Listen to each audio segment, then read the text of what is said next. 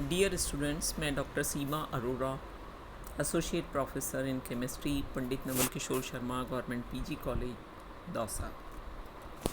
बच्चों, आज हम शुरू करेंगे एरीन एंड एरोमेटिसिटी। एरीन के अंदर जो पैतृक यौगिक होता है वो बेंजीन माना जाता है, और मोस्टली जो एलिफेटिक और एरोमेटिक होते हैं उनको उनके स्रोत के आधार पर ही इनका नाम दिया गया है। जैसे एलिफेटिक जो है वो एल्फो शब्द से बना है, जिसका अर्थ होता है वसा या फैट। क्योंकि इनको शुरू में वसा से प्राप्त किया जा सकता था, इसलिए इनका शब्द एलिफेटिक जो है वो नामकरण के अंदर उपयोग में लिया जाता है। इसी प्रकार एरोमेटिक कंपाउंड जो होते हैं वो इसमें इसेंशियल ऑयल होते हैं और वो खुशबूदार होते हैं। उनमें एक तरह की अरोमा होती है। अरोमा जो है वो ग्रीक भाषा का शब्द है, उसी से एरोमेटिक शब्द जो है वो बना हुआ है। इसका अर्थ होता है खुशबू या स्मेल। तो एरोमेटिक पदार्थ जो होते हैं वो एक विशेष तरह की खुशबू रखते हैं, इसलिए उनको एरोमेटिक पदार्थ कहा जाता है। और ये खुशबू जो होती है वो एलिफेटिक कंपाउंड में नहीं मिलती है। एरोमेटिक कंपाउंड जो होते हैं ये विशिष्ट संरचना के और विशिष्ट गुण के होते हैं, और ये अधिक स्थायी होते हैं। एरोमेटिक जो होते हैं वे कार्बन और हाइड्रोजन से मिलकर बने होते हैं, इसलिए इन्हें एरोमेटिक हाइड्रोकार्बन भी कहा जाता है। और सामान्यतः इसका नाम जो है वो एरीन भी होता है। ये एरीन जो है वो 3 तरह के हो सकते हैं, एक चक्रीय, बहुचक्रीय और बहुचक्रीय, जिसके अंदर 2 या 2 से ज़्यादा रिंग होती हैं। और ये रिंग जो हैं वो 2 तरीके से अरेंज हो सकती हैं, पृथक पृथक रूप से, जैसा आप यहाँ देख रहे हैं, या ये कंडेंस्ड फॉर्म में हो सकती हैं या फ्यूज फॉर्म में हो सकती हैं। तो एक चक्री का उदाहरण तो है बेंजीन, या उसके जो होमोलोग्स होते हैं, सजात होते हैं, उसमें उसके उदाहरण होते हैं। पॉलीसाइक्लिक आइसोलेटेड के अंदर बेंजीन रिंग जो होती हैं वो पूरी की पूरी एक दूसरे के साथ चेन के रूप में जुड़ी रहती हैं। जबकि बहुचक्रीय संघनित एरीन जो होते हैं इसमें 2 कार्बन एटम जो होते हैं वो कॉमन होते हैं। जैसा उदाहरण नेफ्थलीन है। नेफ्थलीन में 12 कार्बन नहीं है, बल्कि इसके अंदर 10 कार्बन है, क्योंकि 2 बेंजीन रिंग के बीच में 2 कार्बन जो है वो कॉमन है। उसके बाद हम पढ़ेंगे इनका नामकरण और इनकी समाव्यवता। जैसे बेंजीन जो इसका पैतृक कंपाउंड है उसका फॉर्मूला C6H6 होता है। मिशेरलिच ने 1834 में इसका नाम बेंजीन दिया था, और इसमें अल्कोहल जैसी इसकी गंध होने के कारण लीबिंग ने इसे बेंजोल कहा था। और बेंजोल नाम में ये जर्मन भाषा में आज भी बेंजीन को बेंजोल ही कहा जाता है। चूँकि बेंजीन में कार्बन कार्बन डबल बॉन्ड उपस्थित होते हैं लेकिन OH समूह नहीं होता, तो ब्रिटिशर्स ने इसका नाम बदल करके बेंजीन कर दिया। अन्य यौगिक जो हैं वो उसके व्युत्पन्न माने जाते हैं। जैसे हम देखें कि बेंजीन के अंदर C6H6 है, इसमें से एक हाइड्रोजन हटा दिया जाए तो एक मूलक बन जाता है, जिसको हम कहते हैं फेनिल, या जिसको PH के द्वारा भी रिप्रेजेंट किया जाता है या Y के द्वारा भी रिप्रेजेंट किया जा सकता है। फेनिल की जो मुक्त संयोजकता है, ये एक जो हाइड्रोजन के निकलने से बनी है, वो उस पर कोई एल्किल समूह अगर आकर के जुड़ जाता है तो ये एल्किल बेंजीन कहलाते हैं। जैसे इसके ऊपर मेथिल ग्रुप जुड़ गया तो इसको हम मेथिल बेंजीन बोलते हैं। साधारणतः इसको हम टोल्यूइन कहते हैं। लेकिन अगर इस पर एथिल ग्रुप जुड़ गया तो इसे हम एथिल बेंजीन कहते हैं। आइसोप्रोपिल जुड़ गया तो आइसोप्रोपिल बेंजीन कहते हैं। लेकिन आइसोप्रोपिल बेंजीन का जो सामान्य नाम होता है, कॉमन नेम होता है, वो है क्यूमीन। आइसोब्यूटिल बेंजीन में आइसोब्यूटिल ग्रुप जो है वो बेंजीन के ऊपर जुड़ जाता है। इसी तरीके से अगर विनाइल ग्रुप जो है वो बेंजीन पे जुड़ता है, उसको हम विनाइल बेंजीन कहते हैं, और इसका साधारण नाम है स्टायरीन। स्टायरीन का नाम आपने सुना होगा, पॉलीमर बनाने के काम में लिया जाता है, इसे पॉलीस्टायरीन कहते हैं। कुछ एल्किल समूह जो होते हैं वो अगर लंबे या बड़े होते हैं, वो बेंजीन रिंग पर जुड़ जाते हैं, तो हम उसको फेनाइल डेरिवेटिव के रूप में मानते हैं। जैसे अगर किसी बेंजीन रिंग के ऊपर ब्यूटेन जुड़ जाता है तो हम फेनिल रिंग को जो है वो यहाँ पर व्युत्पन्न मानते हैं, फेनिल का व्युत्पन्न मानते हैं, तो इसका नाम होता है 2 फेनिल ब्यूटेन। अब यहाँ पर आप देखिए 1 2 3 4 5 6 कार्बन लंबी जितनी चेन चढ़ी है, तो इसको एलिफेटिक कंपाउंड का डेरिवेटिव माना जाता है। और इसके अंदर आप देखें हम यहाँ से नामकरण कर रहे हैं तो 1 2 3 4 5 6, 2 पर फिनाइल रिंग जुड़ी हुई है, 3 पर और 4 पर मेथिल ग्रुप जुड़ा हुआ है। तो इसका जो है वो नाम है 2,3 डायमेथिल 2 फेनिल हेक्सेन। और इसमें ये जो भी क्रम आता है उसको उसके आधार पर लिख दिया जाता है। जैसे अभी मान लीजिए एसिटिलीन है, एसिटिलीन के ऊपर कोई हाइड्रोजन हटा करके एक फेनिल ग्रुप जोड़ दिया जाता है तो उसको हम फेनिल एसिटिलीन कहते हैं। इसी तरीके से अगर कोई क्रियात्मक समूह यहाँ पर जुड़ा हो, जैसे हेलोजन समूह जुड़े हुए हैं फ्लोरो, क्लोरो, ब्रोमो, आइडो, तो उनको हम फ्लोरोबेंजीन, क्लोरोबेंजीन, ब्रोमोबेंजीन और आइडोबेंजीन कहते हैं। अगर NO2 ग्रुप जुड़ा है तो उसको हम नाइट्रोबेंजीन कहते हैं, NO ग्रुप जुड़ा है तो उसे नाइट्रोसोबेंजीन कहते हैं, और OCH3 ग्रुप जुड़ा है तो उसे मेथॉक्सीबेंजीन जो है वो हम कहते हैं। तो ये ग्रुप जो है वो इसके अंदर आप देख रहे हैं ये प्रीफिक्स के रूप में, पूर्व लगन के रूप में जो है वो उपयोग में इनका नामांकन जो है वो किया जाता है। अगर मान लीजिए इसके अंदर carboxylic acid, sulphonic acid, amide, ester, aldehyde, ketone, alcohol आदि ग्रुप जुड़े हुए होते हैं तो इनको हम इनकी प्रायोरिटी के आधार पर लिखते हैं। जैसा हम जानते हैं प्रायोरिटी में COH ग्रुप को सबसे पहले प्रायिकता दी जाती है। पूर्व लगन के रूप में अगर इसको उपयोग में लिया जाता है तो इसको कार्बोक्सी कहते हैं, और अगर सफिक्स अनुलग्न के रूप में इसको काम में लिया जाता है तो इसको ओइक एसिड कहते हैं। इसी तरीके से SO3 को पूर्व लगन में सल्फो कहते हैं और अनुलग्न के अंदर सल्फोनिक एसिड कहते हैं।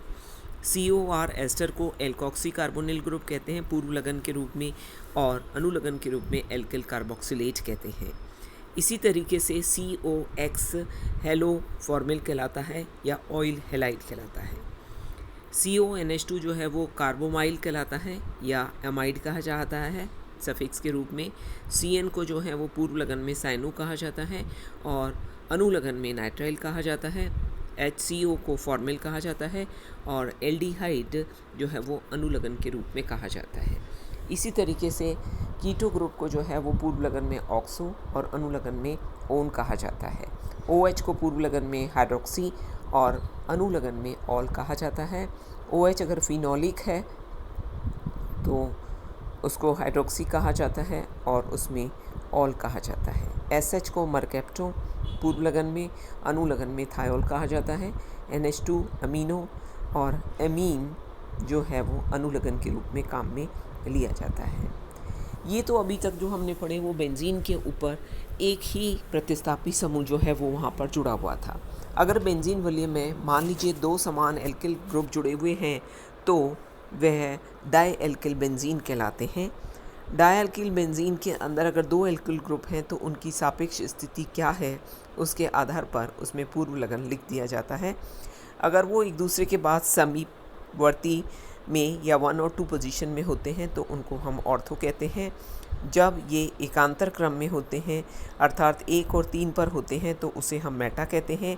यदि वो आमने सामने अपोजिट होते हैं और 1 या 4 पोजीशन पर होते हैं तो उनको हम पैरा कहते हैं। तो 1 2 हो गया ऑर्थो, 1 3 हो गया मेटा और 1 4 हो गया पैरा।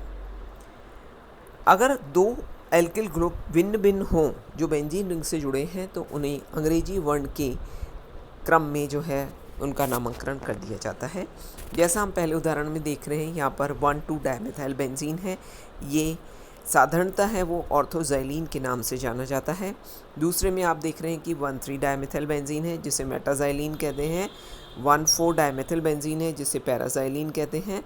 और इस अगले उदाहरण में आप देख रहे हैं एक तरफ मीथाइल ग्रुप जुड़ा है और एक तरफ आइसोप्रोपाइल जुड़ा हुआ है, तो हम इसको कहेंगे 1 आइसोप्रोपाइल 4 मेथिल बेंजीन, क्योंकि पहले P आएगा फिर उसके बाद M आएगा और इसका नाम है पैरासाइमीन। अगर यहाँ पर एक एथिल जुड़ा हुआ है और 2 मेथिल ग्रुप जुड़े हुए हैं तो पहले एथिल समूह को हम, एक एथिल और एक मेथिल जुड़ा है तो पहले एथिल समूह को हम नाम देंगे तो 1 एथिल 2 मेथिल बेंजीन। और ये 1 और 3 पर जुड़ा है तो 1 एथिल 3 मेथिल बेंजीन। अगर पैरा के रूप में जुड़ा हुआ है तो 1 एथिल 4 मेथिल बेंजीन। इस तरह से इसका नामकरण किया जाता है। अब अगर मान लीजिए 3 एल्काइल ग्रुप जुड़े हुए हैं, जैसे तीनों मिथाइल ग्रुप हैं, ये 1 2 3 पोजीशन पे जुड़े हुए हैं तो इसको हम कहते हैं हेमीमेटिलीन, हेमीमेलिटीन। और 1, 2 और 4 पर जुड़े हुए हैं तो 1, 2, 4 ट्राईमेथिलबेंजीन, इसको कहते हैं साइक्यूमीन। 1, 3, 5 ट्राईमेथिलबेंजीन है, इसको हम कहते हैं मेसिटिलीन। अगर तीनों ग्रुप अलग अलग एल्किल ग्रुप के साथ जुड़े हुए हैं तो उस कार्बन को पहला दिया जाता है नंबर जो अंग्रेजी वर्णमाला में अल्फ़ाबेटिकल में पहला अक्षर बनता है। जैसे यहाँ पर आप देखिए ब्यूटिल जुड़ा हुआ है, प्रोपिल जुड़ा हुआ है और एथिल जुड़ा हुआ है, तो पहले बी आएगा, फिर ई आएगा, फिर पी आएगा। तो हम नामांकन करेंगे 1 ब्यूटिल, 3 एथिल, 2 प्रोपिल बेंजीन। ये इस तरीके से इनका नामांकन जो है वो किया जाता है। अब हम पढ़ रहे हैं एरिल रेडिकल। जैसा भी आपको बताया था कि बेंजीन में से एक हाइड्रोजन हटा दिया जाता है तो उसे हम कहते हैं फेनिल, और इसका जैसे नाम है एरीन तो उसको हम कहते हैं एराइल। एराइल को हम AR के द्वारा भी व्यक्त कर सकते हैं। जैसे बेंजीन में से एक हाइड्रोजन हटा तो ये फेनिल हो गया, उसका उदाहरण है फेनिल एसिटिक एसिड। अगर 2 हाइड्रोजन यहाँ से हटते हैं तो इसका नाम हो जाता है फेनिलीन, और इन 2 वैलेंसीज पर अगर NH3 ग्रुप जुड़े हैं तो ये कहलाता है फेनिलीन डाइअमीन। अगर टोल्यूइन में से एक हाइड्रोजन हट जाता है CH3 ग्रुप में से तो इसको हम कहते हैं बेंजिल, उदाहरण है C6H5CH2OH बेंजिल अल्कोहल। इसमें से 2 वैलेंसी फ्री हो जाती है CH3 में से, वो कहलाता है बेंजल या बेंजिलिडीन। इसका उदाहरण है C6H5Cl2 बेंजल क्लोराइड या बेंजिलिडीन क्लोराइड। इसी तरीके से अगर CH3 जो टोल्यूइन का ग्रुप जुड़ा हुआ था, CH3 ग्रुप जो बेंजीन के साथ जुड़ा हुआ था टोल्यूइन में, उसके तीनों हाइड्रोजन की वैलेंसी फ्री हो जाती है, उसको हम कहते हैं बेंजो। ये कहलाता है C6H5CCl3 बेंजो ट्राइक्लोराइड।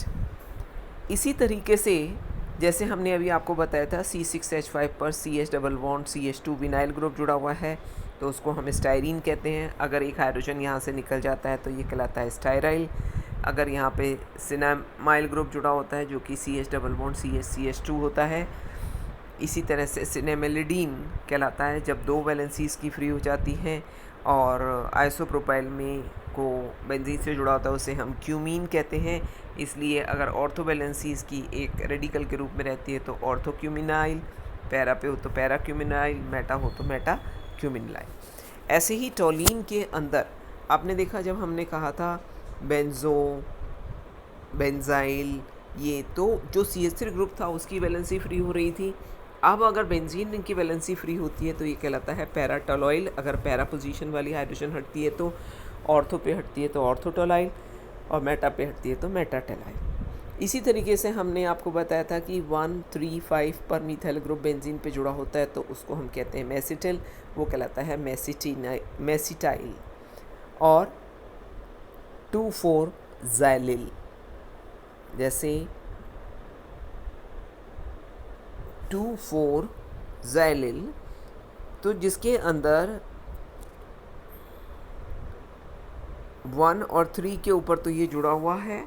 अब ये 2 के ऊपर जो है वो उसकी वैलेंसी जो है वो एक कार्बन एक मिथाइल के लिए सेकंड पोजीशन पर है, दूसरे मिथाइल के लिए 4 पर है, तो इसका नाम हो जाता है 2, 4 ज़ाइलिल।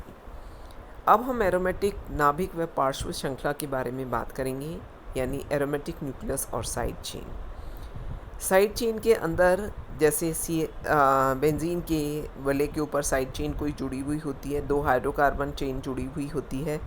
जैसे 2 CH3 ग्रुप जुड़े हुए हैं ऑर्थो पोजीशन पे, इसका नाम है ऑर्थोजाइलिन या 1, 2 डायमिथिल बेंजीन, और 1, 3 पर मिथाइल ग्रुप जुड़े हैं तो वो कहलाती है मेटाजाइलिन, और CH3 ग्रुप 1, 4 पे जुड़े हैं तो वो कहलाती है पैराजाइलिन, और C2H5 जो है वो जुड़ा हुआ है बेंजीन से तो वो कहलाती है इथाइल बेंजीन। यहाँ पर आप ये देखो कि इन चारों का जो फॉर्मूला है वो मॉलिक्यूलर फार्मूला C8H10 है, यानी ये सब एक दूसरे के आइसोमर हैं। तो आपको अगर कहा जाए कि C8H10 के समावयवी लिखो तो आप 4 समावयवी लिख सकते हो, ऑर्थोजाइलिन, पैराजाइलिन, मेटाजाइलिन और एथिल बेंजीन। ये आज आपने पढ़ा नॉमेनक्लेचर के बारे में, किस तरीके से हम उनकी फ्री वैलेंसी कर सकते हैं और उनका हम नामकरण कर सकते हैं। Thank you.